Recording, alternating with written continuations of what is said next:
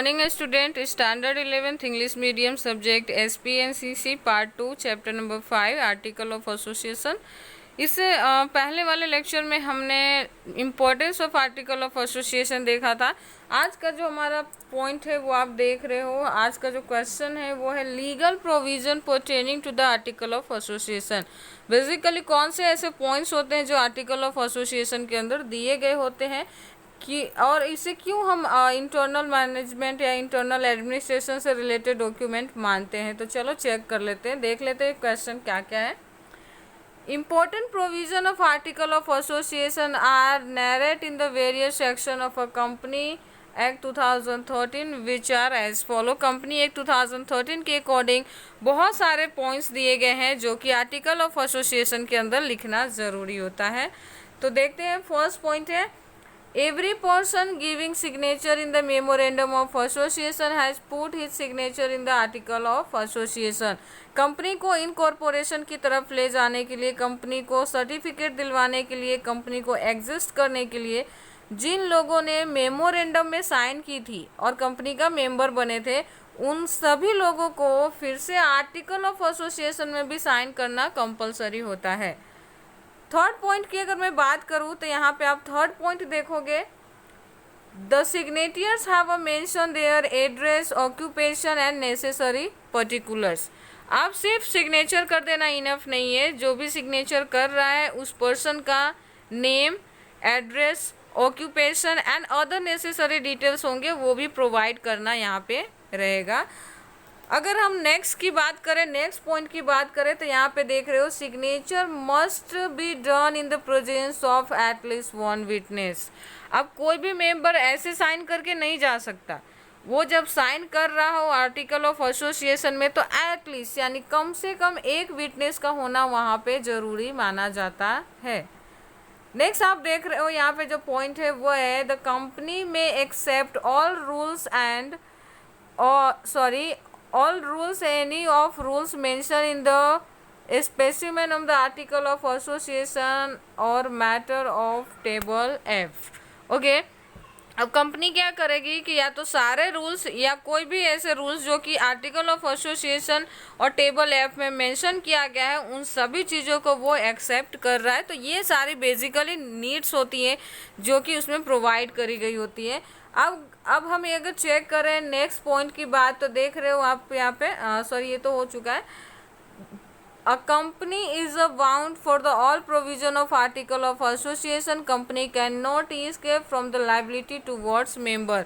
Company को हर वो points follow करने पड़ते हैं जो कि आर्टिकल ऑफ एसोसिएशन में मेंशन किया गया होता है, ये इससे बाहर नहीं निकल सकता, इस लायबिलिटी को वो अनदेखा नहीं कर सकता है। अगर नेक्स्ट की बात करें, article of association must not contain any provisions contrary of memorandum of association.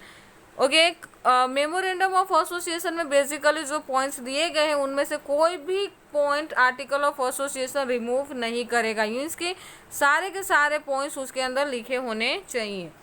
अब नेक्स्ट देख लेते हैं, private company has so following 3 specimen provision in the article of association. ऊपर के जो 6 पॉइंट्स थे ना वो प्राइवेट एंड पब्लिक कंपनी दोनों को फॉलो करने पड़ते थे, लेकिन यहाँ पे कुछ पॉइंट्स ऐसे हैं जो कि स्पेशली प्राइवेट कंपनी को फॉलो करने पड़ते हैं। तो फर्स्ट पॉइंट की बात करें तो there must be minimum 2 and maximum 200 members in a company. यहाँ पे कितने होंगे, तो प्राइवेट कंपनी के अंदर एटलीस्ट, जैसा कि मैंने आपको पिछले लेक्चर में बताया था कि एटलीस्ट 2 मेंबर्स एंड मैक्सिमम की बात नहीं की तो मैक्सिमम 200 होने चाहिए। देयर मस्ट बी रिस्ट्रिक्शन और शेयर ट्रांसफ़र। यहाँ पे प्राइवेट कंपनियों के शेयर ट्रांसफ़र पे रिस्ट्रिक्शंस होते हैं, मीन्स की रोक होता है, वो ट्रांसफ़र नहीं कर सकते।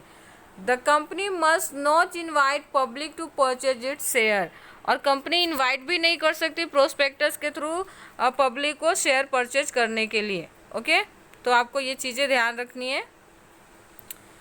पॉइंट नंबर 8 की अगर हम बात करें तो पॉइंट नंबर 8 देखो, the law must presume that every person related to the company is aware about article of association of a company. Second, आपको और ये बात भी ध्यान रखना है कि आपको पूरी तरह से ये भरोसा होना चाहिए कि कंपनी के साथ जो भी रिलेटेड मेंबर्स हैं उनको कंपनी के आर्टिकल ऑफ एसोसिएशन का नॉलेज है, यानी वो उसको जानते हैं, उसके बारे में उनको इन्फॉर्मेशन है। Any such a person may inquire about article of association by approaching the office of a company and also obtain copy of it by payment of requisite fee. Okay, अगर कोई व्यक्ति चाहता है कि कंपनी के article of association को read करे तो वो बेसिकली ऑफिस भी आ सकता है और आर्टिकल ऑफ एसोसिएशन रीड भी कर सकता है। और अगर वो चाहता है आर्टिकल ऑफ एसोसिएशन का कॉपी लेना चाहता है तो भी वो रिक्विजाइट फी यानी एक रिक्वायर्ड फी जमा करा के उसे भी वो ले सकता है। पॉइंट 9 की बात करें तो company may amend its article of association by passing a special resolution subject to condition of memorandum of association. अगर आर्टिकल ऑफ एसोसिएशन में किसी भी तरह का अमेंडमेंट का मतलब होता है चेंजेस करना चाहते हो आप, तो आप एक स्पेशल रिजोल्यूशन पास करके मेमोरेंडम ऑफ एसोसिएशन को फॉलो करते हुए कंपनी एक्ट को फॉलो करते हुए चेंजेस कर सकते हो।